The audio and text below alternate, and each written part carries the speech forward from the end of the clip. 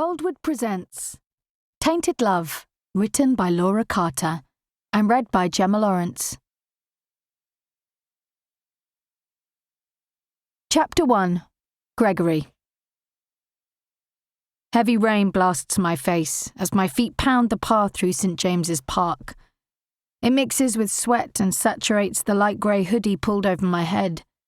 I run across Blue Bridge, the impressive sight of Buckingham Palace to the left, Big Ben and the London Eye to the right. But even if I could see through my wet eyelashes and the January morning darkness, I wouldn't care for the view of the buildings, just like I don't care for the dead trees or the lifeless lake beneath the bridge. I stopped caring a long time ago. For more than 20 years, I've concentrated on justifying my existence, finding a purpose, the reason I'm alive. The only building that's carried any semblance of meaning is my office block, because until 3.5 months ago, all I had was power and money.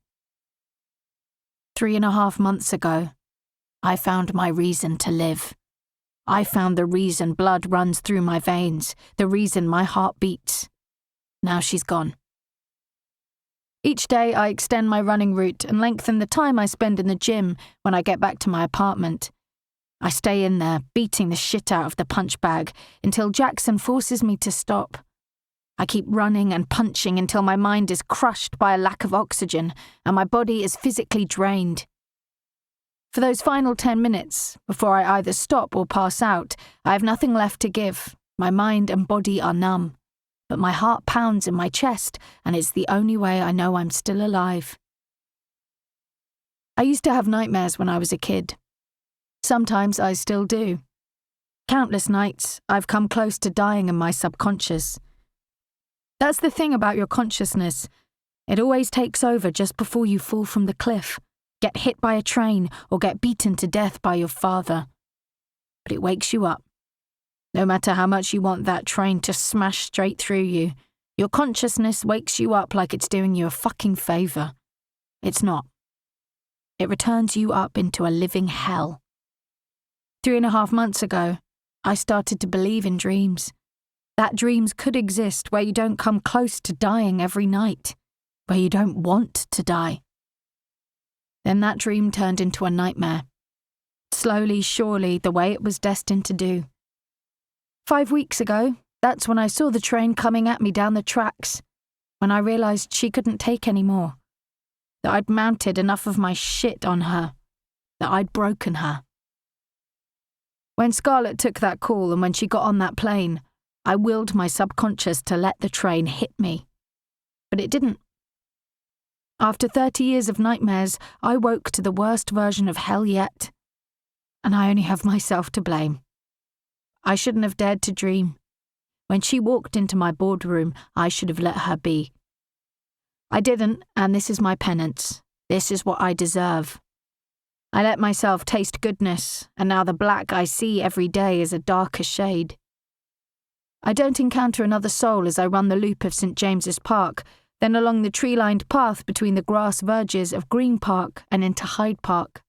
I turn right, passing the finery of the Dorchester Hotel and the murmurings of morning traffic, then further into the park centre, lapping the lake, taking the webbed path on routes to nowhere until I give in. Then I work my way back across Westminster Bridge and along South Bank, dead because the tourists are still sleeping, back to the Shard. Amy is already in the apartment, preparing to make breakfast. I nod in response to her smile, but I keep my music drumming and move straight to the gym room off the lounge. Jackson halts his reps on the leg press and stands behind the punch bag. He holds the bag ready while I peel my soaked jumper from my torso and let it pool on the floor. Then I start nailing the bag, blow after blow, not missing a beat of the track playing into my ears. "Greg, enough!" "Hold it still!" I growl. My fists land again, a hook with my right, an uppercut with my left, then Jackson lets go and steps away. I pummel every bit of temper and frustration into the blow as my shin impacts with the bag and sends it swinging hard left. As my back slides down the gym wall and my legs give out in front of me, Jackson hands me a bottle of water and I finally take the buds from my ears. "This has got to stop," he tells me. My teeth clamp down on the rim of the bottle, jaw clenching, as I glare at Jackson in an attempt to deflect the speech I've received at least once in each of the last 5 weeks. What's done is done. You made the choice. He hovers over me. It was the right thing to do. If that's true, why'd you feel like shit? I take another swig of water and wish it was an acceptable hour to replace it with scotch. It's what she would have done. She would have done the right thing. Maybe I learned something from someone for a change. Jackson shakes his head and flicks a towel over his shoulder. So quit beating yourself up over it. With that, he leaves the gym. This is what he started doing, dropping a statement like that, then pissing off, leaving me to dwell on it. What's more fucking annoying is that he's ruined those only 10 minutes in my day when my body is too drained to think. Pop your bottom down on that stool. I've made scrambled eggs and smoked salmon. It's hard to be a dick with Amy, no matter how foul my temper is. I mumble thanks and try to crack something close to a smile. Try, but fail. Christ, I need to get a grip. It's the group's annual general meeting today, and I need to put on a show. The group is doing well. I've seen the results. Something concrete I can rely on. I'm arrogant about business because I'm good at it. Corporations, investments, innovations, markets, I just get it. I'm always 10 steps ahead, so even if I get set back 2 paces, I'm still better than the next guy.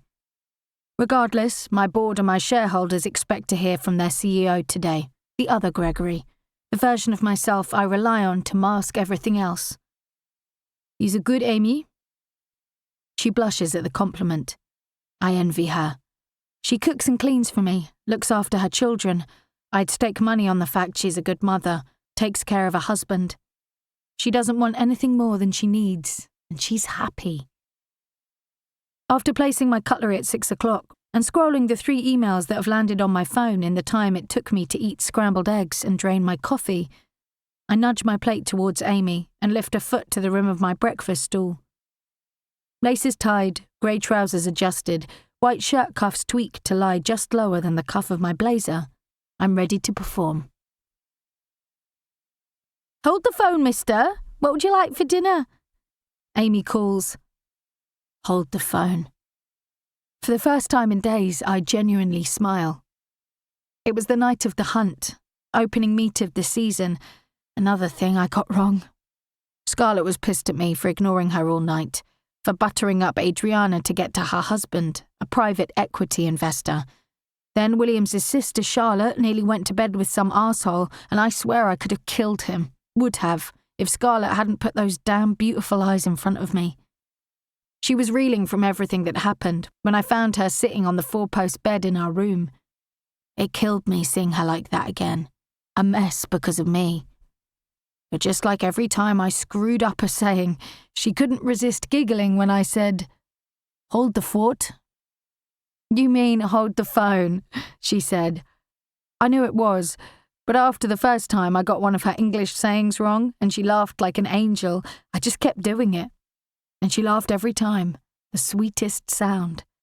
Even when she was angry, I could break her by being goofy.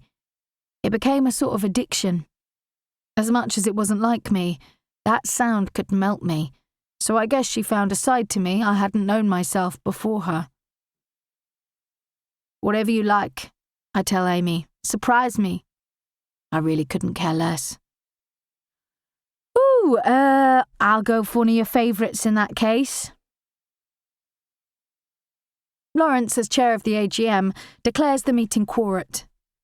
Leaning over his tan leather document folder, designed for him by my mother, he wiggles those goddamn varifocals that he really ought to have given up on by now, and draws a tick next to item number 1 on his agenda.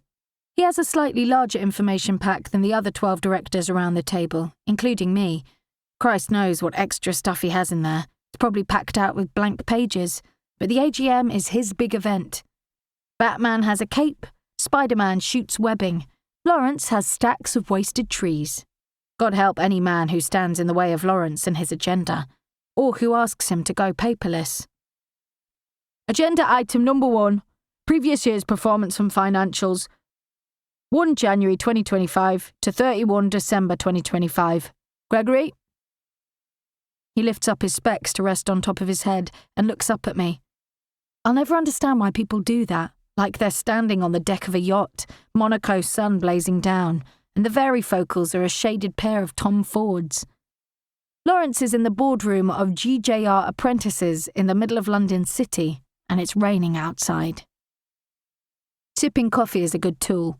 It creates a pause, short enough and legitimate enough not to appear rude, but long enough to let every other man, and one woman, at the table know that this is my show, agenda or no agenda. Coffee cup slowly and purposefully back in its place, I sit taller in my leather chair and undo the middle button of my suit jacket. Morning all. It's good to be around one table. I want to begin by expressing my gratitude for what's been another strong year, in a market that's still volatile. Turnover and EBIT have increased across the group year on year. Gross profit is up in all but one company, but net profit is down in 2 subsidiaries.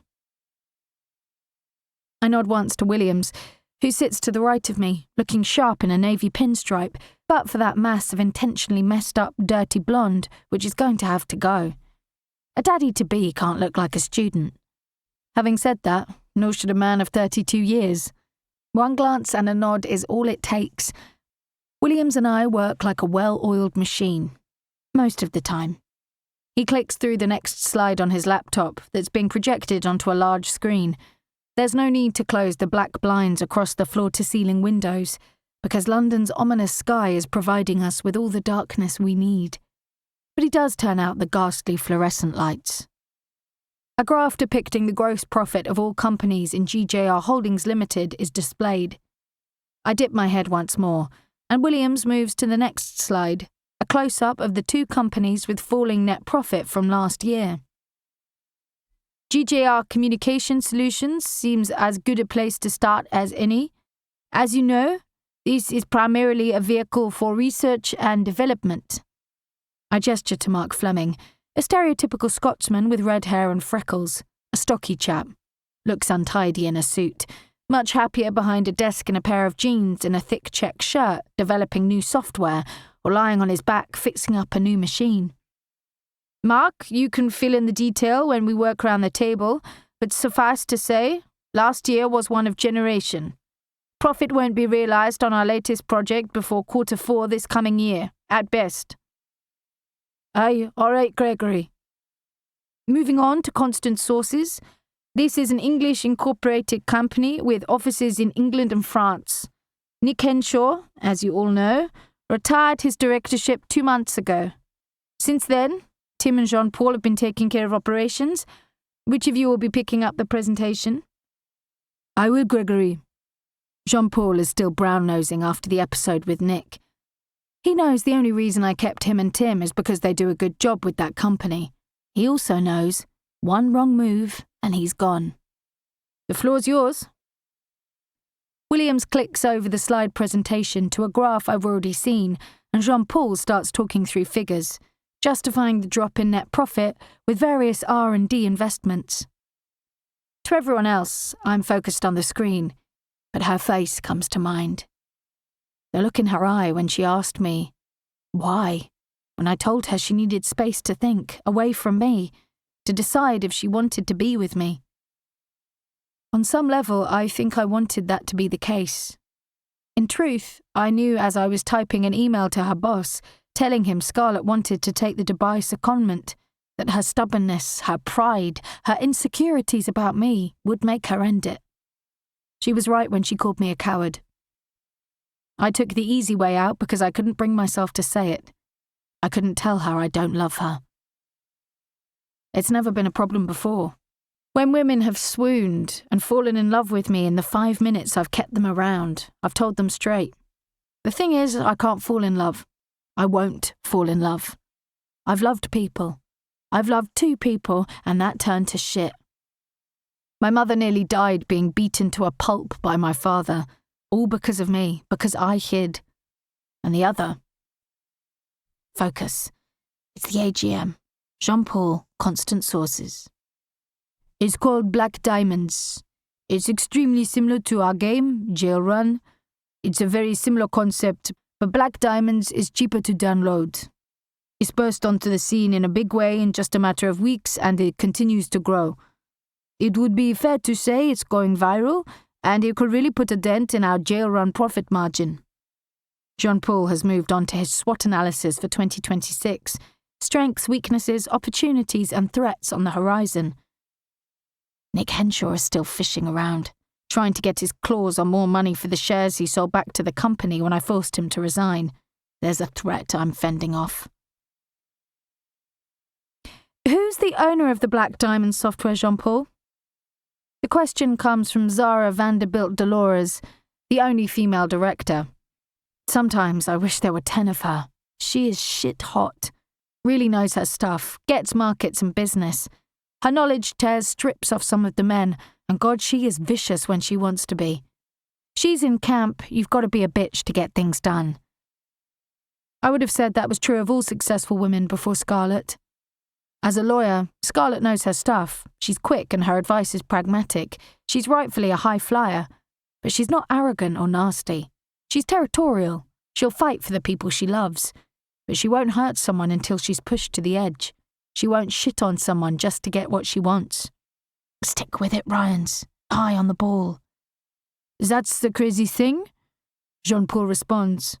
It seems to be a young man, a boy, 19, Zimbabwean. Let's buy it, I bite, taking my frustration out on Jean-Paul. We've explored the potential, Gregory. The boy's lawyers aren't interested. How much did you offer?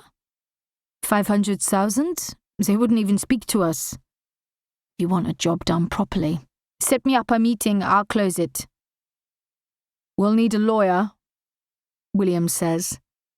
His voice is wary, as it should be. I know what he's thinking. Then find one. I glare at him, daring him to challenge me. What about... No. Lawrence breaks the standoff by announcing the next company on the agenda. I watch the slides flick over to another financial graph that I've already seen. I know all eyes are trained on me as I push out my chair and move to the window.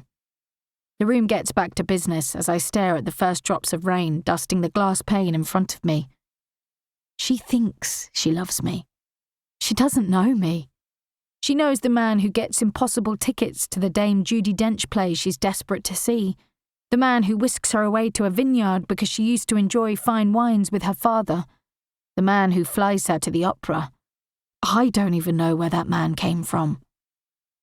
She doesn't know me. Maybe I should go to Dubai and tell her. Tell her everything. Tell her who I really am. Then she'll see that I'm not a man to be loved, and I'm a man who can't love. I should have told her. She wanted to know. She kept pushing, and I was too what? Afraid? If I'd told her, it would have ended us. I wanted to. God, I wanted to. Just like I wished I'd left her alone after she first pitched to be my lawyer. But I couldn't. Who am I kidding? She'll have moved on. I'm the fucking idiot still pining after a woman who I knew for a matter of weeks. Soon, I'll have been without her for as long as I was with her. A sudden ache strikes my chest and I hold my fist against it. Do you have a view, Gregory? Zara is watching me expectantly when I turn to the table. We've discussed this before, I tell her, forcing myself to remember her last item on the agenda. Your role is to head up corporate social responsibility within the remit I give you. I appreciate that, Gregory, but we've followed the same charities for 4 years running. I think it would be a positive message if we spread our funding to some other areas of need, open up to a fair procedure, ask charities to pitch to us. No, we stick with the Children's Hospital and domestic violence in Africa. Consider that item closed. Her mouth opens, and for a split second I think she considers challenging me, but wisely backs down. She thinks I'm a dick. Good. I am. Lawrence closes the AGM and dials reception to have lunch brought through. I don't hang around for small talk. Loosening my tie a notch, I take a seat behind my desk.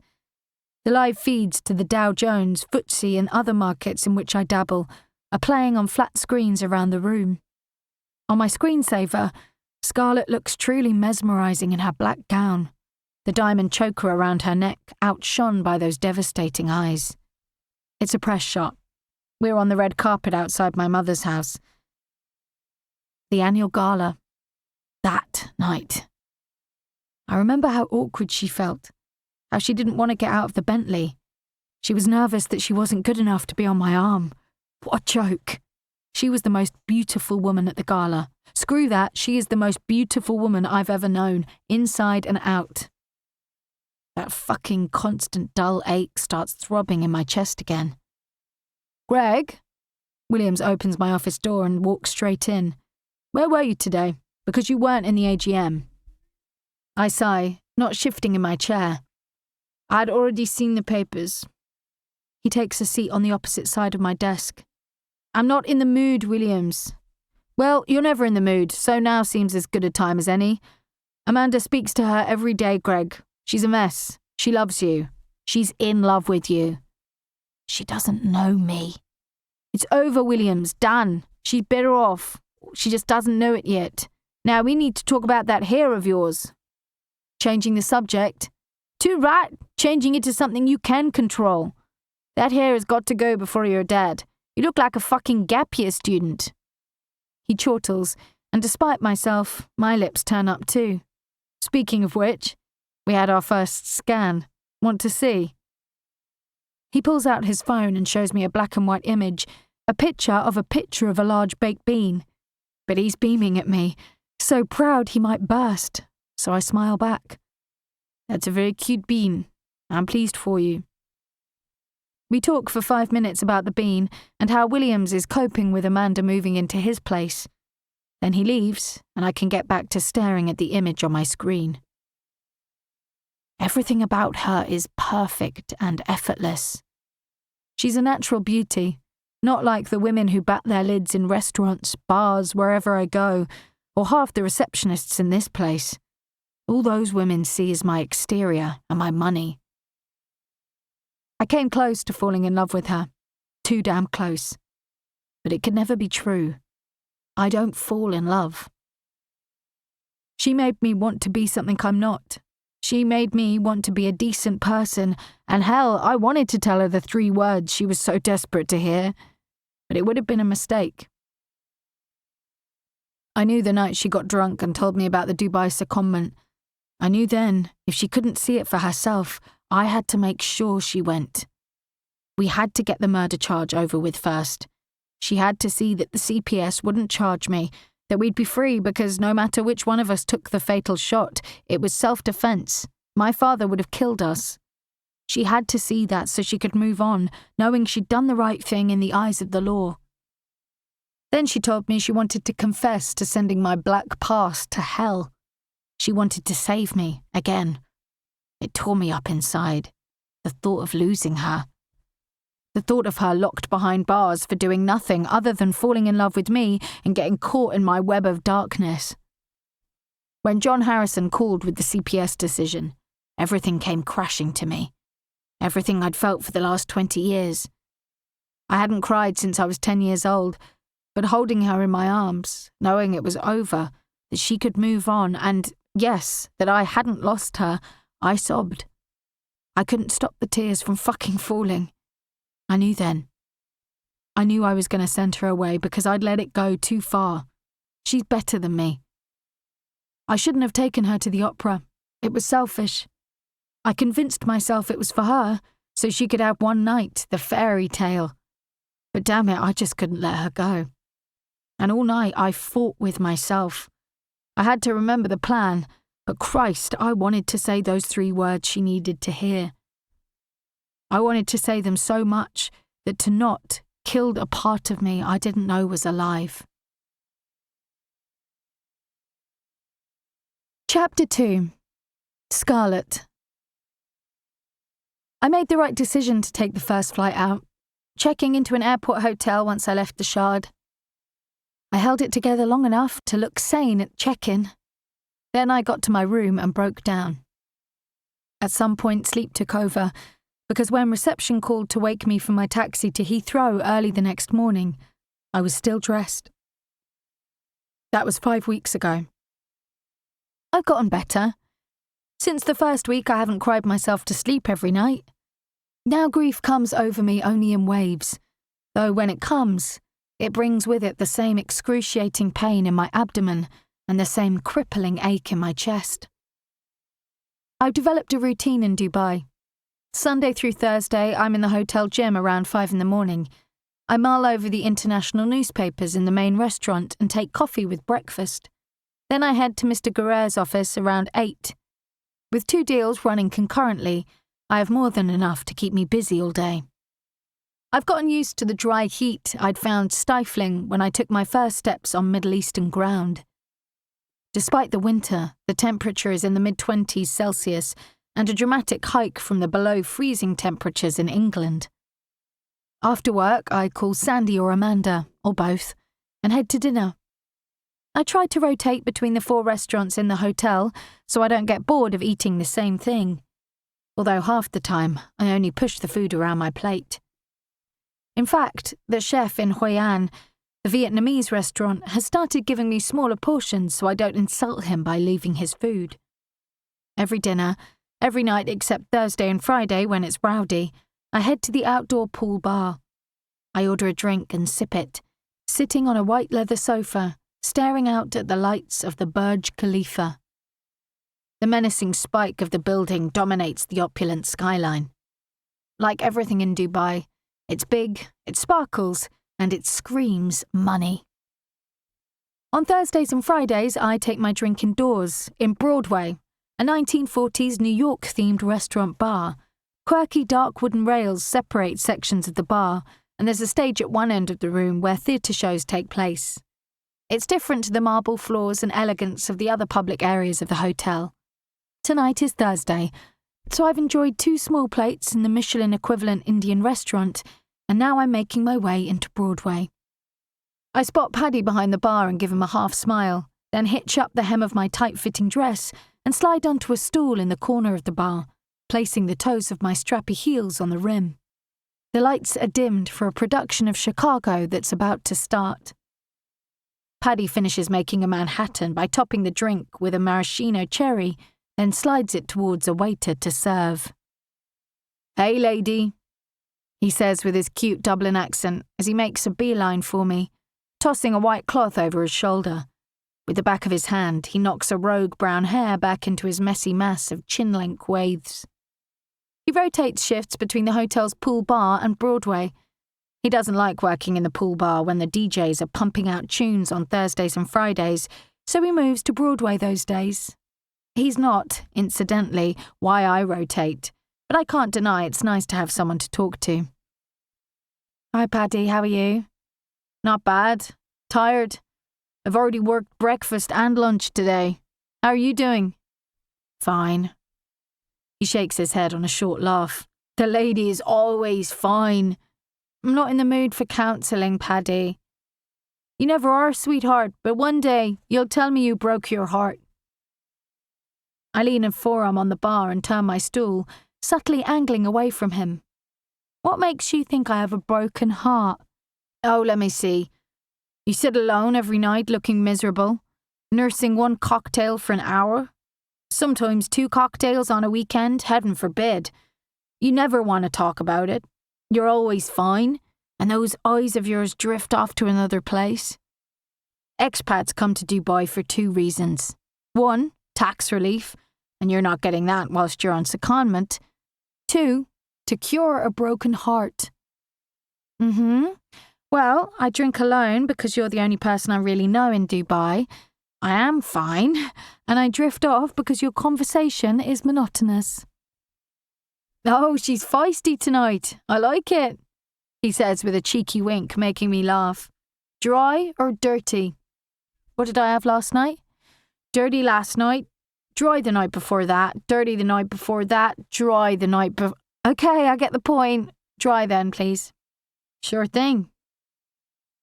He moves down the bar, pulling a bottle of Tanqueray and a bottle of vermouth from the mirrored wall. "My finest," he says when he places the cocktail on a black napkin in front of me. He plants his hands on the bar, waiting for me to taste test. "Fine," I say with a smirk as the first sip travels straight to my head. You're a tough woman. Thanks. So, what about you? Tax or heartbreak? He flashes me a look that says he's not giving me an answer, so I change course. What's your real name? Why'd you keep asking me that? Because I don't believe you're really called Paddy. Too stereotypical. He laughs and moves off to serve. I sip my dry martini as the curtain rises on the opening scene of Chicago. This is the most dangerous time of my day. It's the time, without fail, that my mind finds Gregory and the pain comes back. My stomach, my chest, my head. It's when I think about how lost I am, how nothing makes sense without him. I miss everything about him, all his personalities and quirks, the way he would pull the cuffs of his shirt slightly lower than the edge of his suit jacket, that stance. The hips flexed slightly forward so his strong calves pull the material of his trousers taut, his shoulders back, tall and broad, that half smile. God, he could liquefy me with that half smile. The way his hair feels like silk through my fingers when we're making love. I stroke my lips where I wish I could feel his soft skin again. The familiar lump is building in my throat. I swallow it away with a sip of dry martini. He could drive me wild with just a single touch. And his scent, rich, fresh. I close my eyes, remembering. The stage darkens and a spotlight shines on the actress playing Roxy as the band strikes up Cell Block Tango. Her soft blonde bob bounces and her innocence disappears as she sings He Had It Coming. There's a sinister edge to her stage voice. He only had himself to blame. She's captivating. It's not enough to distract me from my thoughts. What I crave more than anything is the feeling of completeness. I never realized I needed something else in my life. I don't think I did, anyway. Not until I met Gregory, and maybe for the first time felt awake, alive, truly alive. Being near him was an adrenaline rush. Blood pumped in my veins, the way it does now. Just thinking about him raises my heart rate and sparks something low in my abdomen. I knew he was flawed. I just didn't think he was... Well, I guess I just didn't think. I lost all reason with him. I became a different version of me, a Scarlett Heath who operated in the grey. I struggled to move away from right and wrong, the black and white I'd always known and clung to. I'd had 5 weeks to realise that I prefer that version of myself. I prefer the grey. I prefer who I am when I'm with him. Confident, womanly, sexy. Our relationship was a mess, doomed from the beginning. We didn't do anything in the conventional way. The takeover, my dad, murder. Scarlett.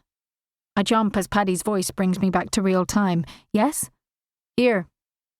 He slides a dry martini next to the one I'm currently drinking. From table 14. Thanks, but I don't accept drinks from strangers. That's what I told her. That's new. She told me to tell you it's from Trina. I tried to locate the name, then the face in my mind. Katrina Martin. Paddy shrugs. It's nice to see you again, Scarlett Heath. She's standing over my left shoulder. Her ill-fitting black suit and scuffed leather flats have been replaced with linen trousers and royal blue deck shoes. The belt that would normally host her police badge has been switched with a dark brown buckled belt that's too big and chunky for the delicate fabric of her trousers. If I were to judge her on appearance alone, I'd say she's a woman who wants to exude a sense of authority, severeness, unkindness, and a fuck you attitude. Wait, that's my actual informed view. I wish I could say the same, I mumble. I suspect it isn't coincidence that you happen to be at the Crystal Grand in Dubai. I knew you were smart. She smirks and pulls a neighbouring stool close to mine. Uninvited, definitely not welcome, but sitting nonetheless. That's why I knew you'd leave him eventually. I take a sip of my cocktail, a delay tactic while I muster some composure. What do you want, Trina? I wanted to let you in on a secret. She leans towards me, forearm resting on the bar, fingers wrapped around a half pint of beer. Yeah, well, I've had my fill of secrets, thanks anyway. She leans back and pushes a hand into the pocket of her trousers. There I was thinking, Scarlett Heath is a good girl. That she was lured into something she didn't understand. I guess I was mistaken. You were in on it all along. I drain my glass and step down from my stool. I make to walk past her, but she clamps a sweaty palm on my wrist. If I'm right, your career as a lawyer will be over. Does she know? Snatching my wrist back, I growl through my teeth. If you've got something to accuse me of, do it. Give me your best accusation. She smiles, a sadistic grin, then takes a swig from her beer. Sit. I'll stand. She wipes her lips with the back of her hand and covers a belch. I think your billionaire boyfriend paid off D.I. Barnes. And I think one or both of them paid off the CPS. I shake my head, trying to make sense of her words. What are you talking about? That sardonic grin is back, and I want to slap her face. I was right. You didn't know. My heart is pounding in my chest as my brain makes sense of her statement. Gregory paid off D.I. Barnes. I don't want to believe it. I don't believe it. I snatch up the drink Trina bought for me and take a gulp, then lean into her ear. Katrina Martin, you're full of shit. I place my glass to the bar with a thud. Enjoy the rest of your stay in Dubai. Scarlett. I'm walking away, but for some unbeknown reason, I turn to face her. I think you know I'm not talking shit. And I think your breathing has quickened and the skin around your neck flushed pink because this is the first you've heard of it. Bribes, Scarlett. Bribes of the most corrupt sort. Bribes with government officials. Bribes that would ruin your career and put you all behind bars for a very long time. Unless, of course, you wanted to make a statement. I could get you leniency. Fuck you. The words grate through my teeth and locked jaw. She throws her head back on a laugh. Yeah, fuck me. But you just think about it. The CPS didn't bat so much as an eyelid over a murder. And moreover, a murder with a gun. 2 ballistics reports are ordered for no good justification, and what you know, they conflict. It's her turn to drain her drink. You're a smart girl. With that, she leaves, and I stagger back towards my stool where I down the last of my second cocktail in one. I want to think she's a liar, but there were things I brushed over, things I didn't put my mind to. Like D.I. Barnes's connection to Jackson. The way he was nice to me when he turned off the tape during my questioning. How pissed off he got when Trina started badgering me, digging deeper for answers. He shouted at her. He ordered her out of the room. Sunday night, after Gregory and I had returned from that god-awful fox hunt, D.I. Barnes turned up unannounced at the Shard to tell Gregory and Jackson about the ballistics report. How? Why? I thought he was just forewarning Jackson, being a good friend. But I remember now that he was angry. He said they'd been lying to him, Jackson and Gregory, that they'd hidden things from him. I raise a hand until I have Paddy's attention, then I gesture to my empty glass. 3 in one night, Paddy says, sliding the third martini in front of me. Without even thinking, I drain it. Make it 4. Whoa, steady on, is everything okay? Do you want to talk about it? Whatever look I give him makes him hold up 2 flat palms. To be sure, number 4 is coming up. I can't believe I was so blind, so intentionally blind to what was happening. Gregory said he went to the police for me, so I could move on. He made me promise that if the Crown Prosecution Service made a decision not to charge him, I would accept that shooting Kevin Pearson was the right thing to do. That I would accept the decision meant I shouldn't be charged, that I did the right thing. If Katrina Martin's theory is true, it was all a lie. 5 weeks ago, I had Gregory. I deserved to be punished for what I did, for killing a man, but I thought I could get over it because I'd saved Gregory's life. For the last 5 weeks, I've been trying to make sense of everything that happened, and the only conclusion I've drawn is that nothing makes sense without him. Not my involvement in the hostile takeover, not my dad being murdered as a result, not my burning desire to seek revenge, and not my incurable need to touch and feel that man. I've realised things may never make sense again without him. I'm ruined for anyone else. Forget anyone else, I'm ruined in my own right. But the one thing I've been able to cling to, the one thing keeping me from dropping off the cliff of sanity, is knowing that I didn't lose all of Scarlett Heath. I took that shot because it was the right thing to do. Gregory escaping prosecution, escaping 25 years in a prison cell. That was the world telling me I did the right thing. Now it's all unravelled. I don't have him, and I don't have confirmation that I was on the right side of justice. Chapter 3. You son of a bitch! Scarlett, not exactly the first 5 words I expected to hear from you after 5 weeks of silence. Here's another 5. You are an arsehole. That's 4 words. You are an arsehole, Gregory.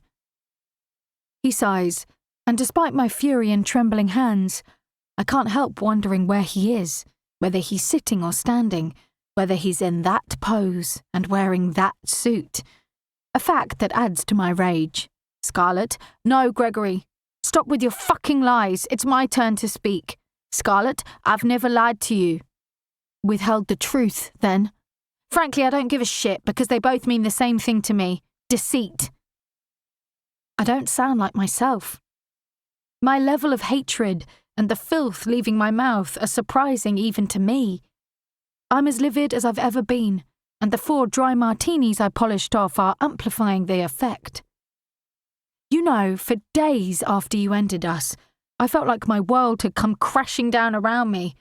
I did something sinful, something wrong, and something that the person I was before you would never have done. I killed a man. And as warped as it sounds, that made sense when I had you. When I could see you might finally be free of your dark and twisted world. A world you wouldn't share with me. You were alive, and that was my justification. Scarlett, shut up! I said it's my turn to talk. I rise from the queen bed of my hotel room and look out to the orange glow of Dubai's skyscrapers against the dark night sky. When I got here and realised I didn't have you anymore, I lost my justification for everything. Pearson, my dad. I was a mess. Then I realised you might not love me, but I loved you enough to know that despite everything, I was right to take that shot because the alternative is unthinkable. I swallow the emotion that stings the back of my eyes, throbs in my chest, and threatens to unsteady my voice. You won't hear me break. Not now. As much as I don't regret saving your life, Gregory, I broke the law, and I deserve to be punished for that. At the very least, I deserve to be tried in a court of law. Scarlett. He sighs, his voice gentle. God, I miss him. You did the right thing. Pearson deserved to go to hell. We were cleared. No, Gregory, we weren't. I sit back onto the soft duvet and put my spinning head into my free hand. You told me once that I had to trust you. You told me you got the police involved so that I could move on, properly. You told me that I had to promise you if you got a verdict of no charge, I would take that as our verdict, that we would both be free. And we are, Scarlett. The CPS didn't charge me. But it was bullshit, wasn't it? It was all fucking bullshit. You never had any intention of letting the law make that decision. What are you? Katrina Martin just paid me a visit. I hear his sharp intake of breath. Tell me it isn't true. Tell you what isn't true. Don't fucking bullshit me, Gregory. I was an idiot. So blinded by you, by not wanting to lose you, that I didn't see what was right under my fucking nose. Jackson and Barnes weren't just friends, were they? He didn't just forewarn you about the ballistics report. He gave you a chance to fix it. You were paying him off. Scarlett, say it. You bought the CPS decision, Gregory. For once, tell me something true. There's a bang down the line that makes me jump. Damn it, Scarlett! It wasn't all a lie. Say it. Tell me Katrina Martin is lying. Tell me I'm wrong. He's silent for seconds, eternal seconds that cause my heart to pound and my breaths to shorten. You're not wrong. From the moment Katrina Martin told me, I knew it was true. That doesn't stop his admission taking the weight from my body, my knees crashing to the floor. Then I'm not free. I never was. The phone falls from my hand. His voice is a quiet mumble in the background as I stare at the reflection of a corrupt, broken woman in the wall of windows. Chapter 4, 5:40 a.m. I haven't slept. I've tossed and turned in the heat of my bed, too lethargic to move the 10 steps required to turn on the aircon. My mouth is dry and my body feels the wrong side of thirsty, the hungover side. What am I supposed to do now? That's the question I've been asking myself for the 6 hours I've been staring at the ceiling. It's not like I can hand myself into the police and request a trial. I'd put everyone else in jeopardy, and I don't know if I could stand the uncertainty of another investigation, the police interrogating people I love. And whilst I'm raging at him for what he's done, everything he's done, there's no way I'd turn Gregory over for corruption. I'd never want him to risk his freedom again. He took the blame for me. He committed multiple crimes, but he did it for me. Living with what I've done is my penance. I grabbed the TV remote from the bedside table.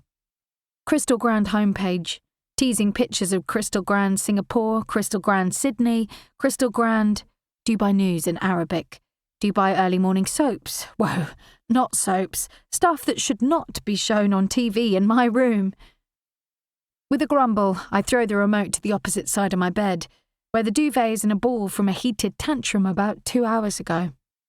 Peeling the thin cotton sheet from my clammy body, I shower, rinse off my unsettled night, then pull on my gym clothes and head to the ground floor. The gym is empty but for one other expat, a muscle-bound fitness trainer. I have free run of the machines as I watch BBC World News on the screens.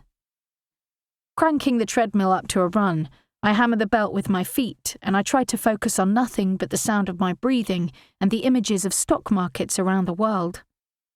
It's around 2 a.m. in London. Gregory should be sleeping.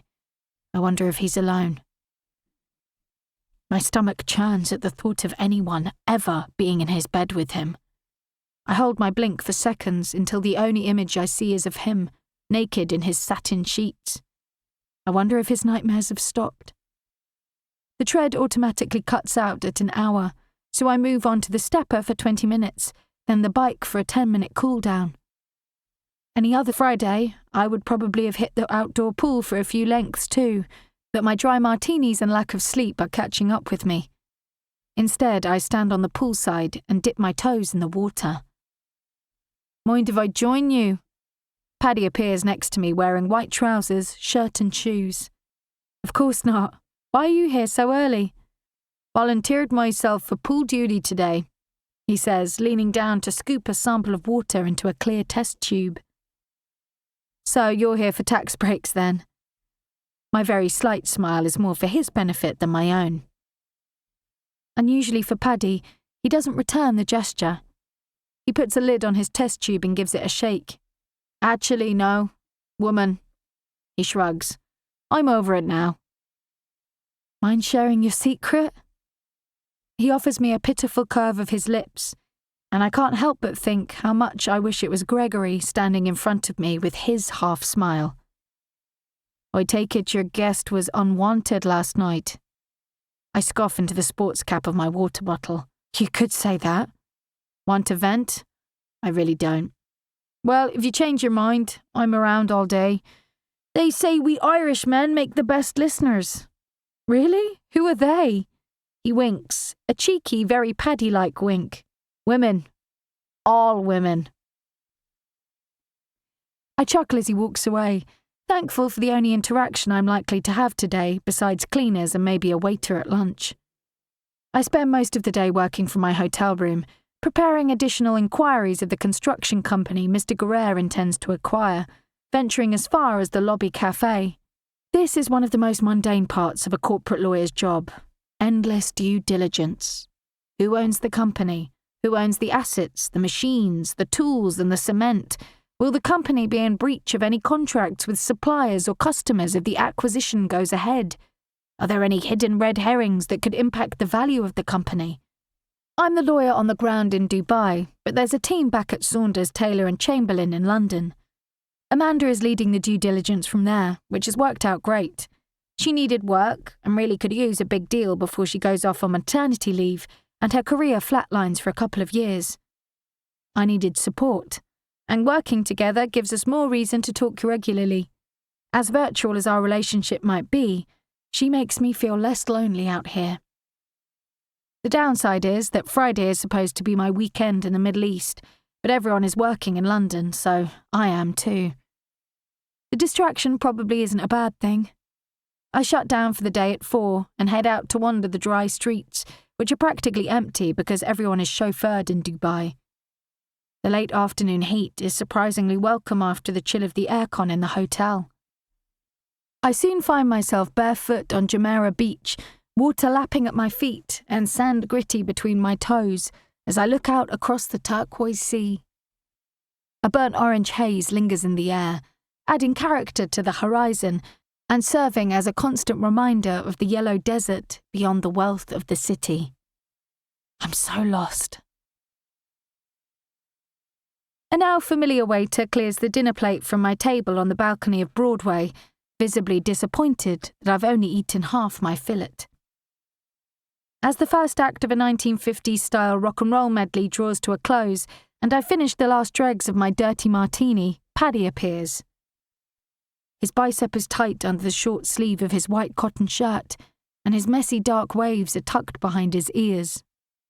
There's a full glass of what looks like champagne, golden and lightly effervescent, on his tray.